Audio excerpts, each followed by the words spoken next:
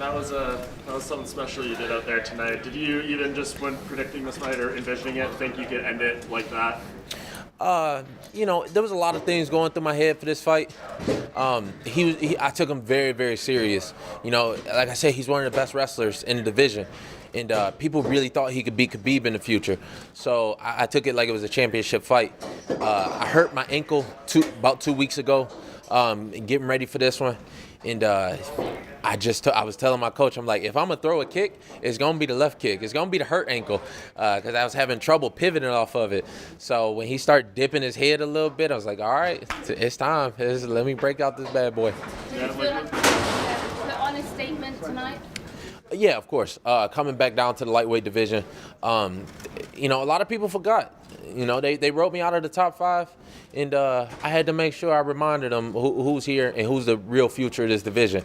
I mean, y'all follow the sport more closely than anybody. There's nobody else at lightweight that you can really look at and say, this guy is going to rule for a long time. And I feel like I got to remind people that I'm that guy. Is the victory sweeter because of the fact, you talked about it being a dangerous fight, and a lot of people were like, why would he take this? And you got the win and you did it impressively. Does that make it sweeter? Yeah, a little bit, but not too much. Like I said, I'm not totally ready to celebrate yet. Yeah. Like, I want a gold belt. That's when you're gonna see me standing up here like all smiles, like cheers and everything. I got a gold belt to win. He is very dangerous. He was somebody I had to take serious, but I ain't ready yet.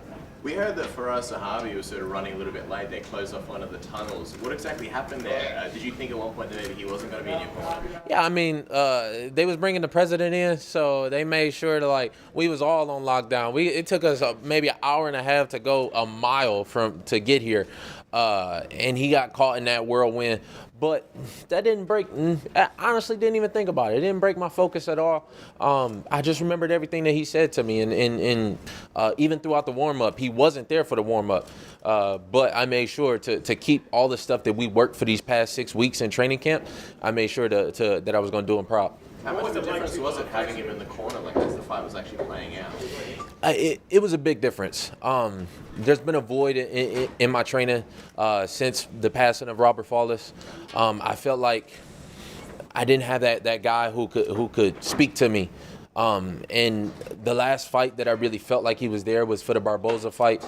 And if you go back and watch that, I was kind of talking to myself throughout the fight, and I was really speaking for him.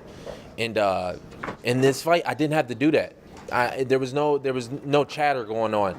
I just let him speak, and I just stayed focused, and I stayed in the moment. And I felt like that made a really big difference. He hit me with a couple punches. In the old me, I would have started brawling. I would have went back to what I was going to do. But he told me stay focused, stay on the game plan, and keep the long vision in sight. The other noticeable thing was when you did win, you were super, super humble about it. Was that something that you made a point to do? It almost seemed like it was on purpose. To be honest with you, I don't really understand what people be saying humble and all that. Like, I don't really get that shit. Like, I just do me, and I'm just doing what I'm doing. If it's humble, okay, fine. It's whatever. If it's braggadocious, that's just how I'm feeling today. Like, I just, I don't know. I'm a human, so I feel like I change from day to day, and that's just how I was feeling. The kick landed, but I wasn't like, I was still ready to go, and I'm still ready to go again, and I'm still not like, you know what I mean? Some days you're gonna see me, I'm gonna be on 10. Some days you're gonna see me, I'm gonna be more cool and calm and collected, and I'm growing. So that's all. With the injury, a lot of people wondering from yesterday when you came into the weigh-ins and the fight tonight if you had staph infection on your chest. Is that what that was? I thought so too for a little bit, but I ain't even gonna lie to you. It popped up 2 days ago. I was like, what the fuck is going on here? But they took a look at it, and it was just an ingrown hair. It gave me a little scare, Lord was testing me a little bit. I said, man, come on, don't do this to me. But it's nothing, so, I've glossed over it. You mentioned the injury. When do you anticipate getting back to training? I know this is a fresh win, but do you see it as like a serious injury or anything? Yeah, it was very serious when it happened. It was hard for me to walk for about a week before the fight, but I just made sure I stayed on it every single day. And I hear there's a New York City Marathon tomorrow, so I ain't never done nothing like that. So I might try and run in that bad boy. Even on the, my foot probably gonna be swollen, and I'm probably gonna be in the club tonight, but I might wake up and run in that marathon first. Islam Makhachev said on Twitter that he wants you in January. Is that still a fight that you want? Is it in Russia? No, Russia is November. But January is Las Vegas? January 18th. Maybe the Conor card. Maybe. We'll talk. We'll see. You know, I do want that fight. I want it in Russia. That's the bigger fight for me. So if he want to fight in Moscow, we can fight. I don't know no dates of when that is. You know, I didn't look past this one, and I didn't think too much far into the future.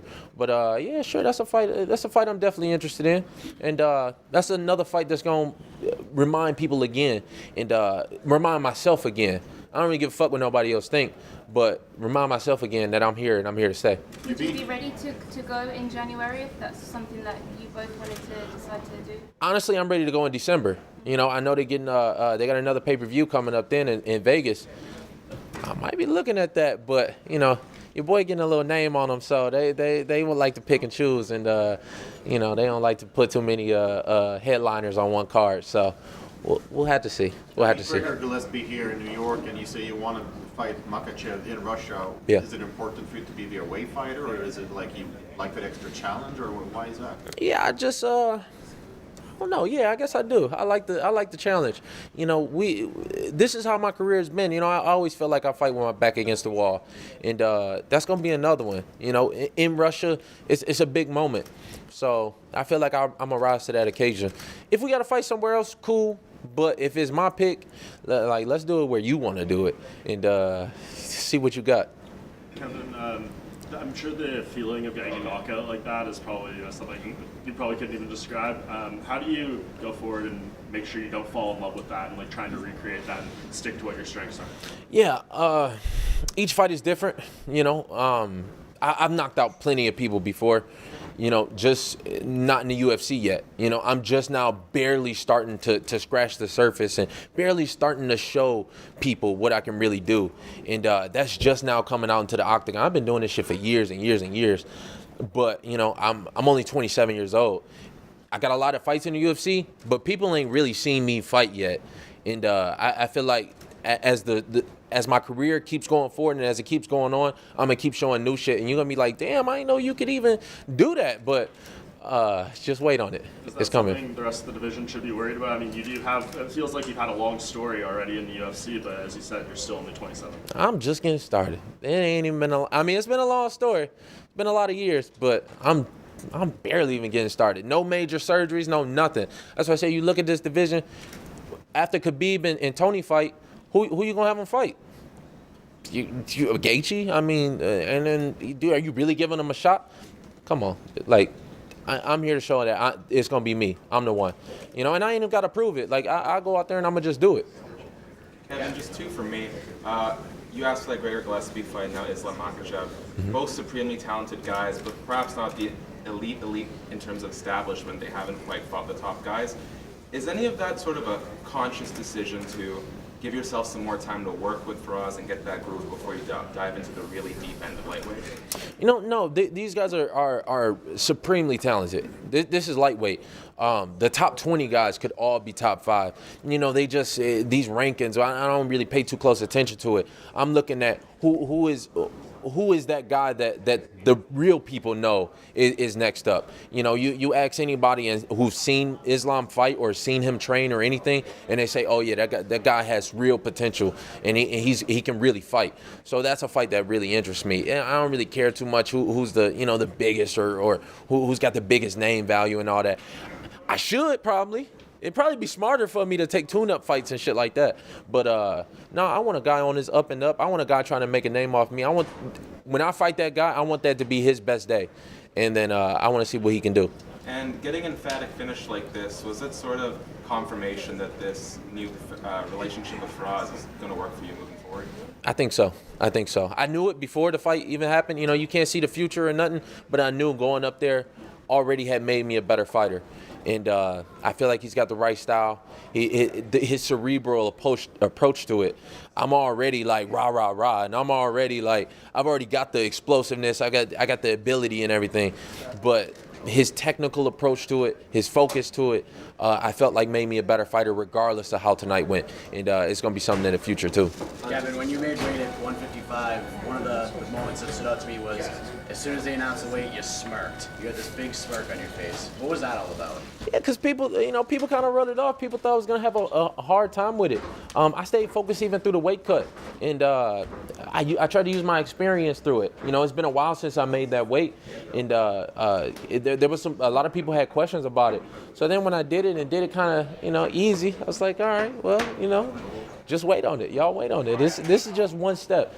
55 is definitely the future for me. Might have had some hiccups here and there. Might have been some downtimes here and there. But the real people who've been sticking through this and really been watching my story, they can see me build and they can see me doing better and better. And me making weight easily like that and without much issue, I felt like was just one more step in the right direction. And it's something that I'm going to continue moving forward.